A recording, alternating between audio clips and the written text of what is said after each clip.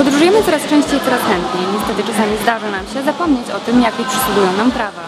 W Unii Europejskiej, niezależnie od tego, jakim środkiem transportu się poruszamy, czy jest to autokar, pociąg, samolot czy prom, przysługuje nam prawo do niedyskryminacji, prawo do informacji i prawo do odszkodowania.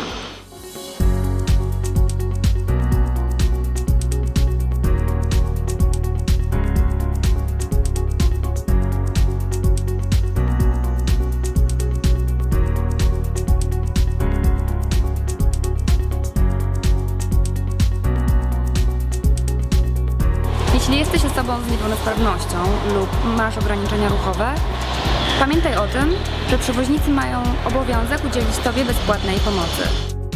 Komisja Europejska przygotowała specjalną aplikację na urządzenia mobilne, dzięki której mogą Państwo w szybki sposób znaleźć rozwiązanie w konkretnej sytuacji. Mogą Państwo poznać także swoje prawa oraz zobaczyć, gdzie i w jaki sposób zwrócić się o pomoc. Więcej informacji na ten temat mogą Państwo znaleźć na stronie internetowej, wpisując w wyszukiwarkę prawa pasażera w zasięgu ręki, a także na stronach Komisji Europejskiej. Życzę udanych podróży.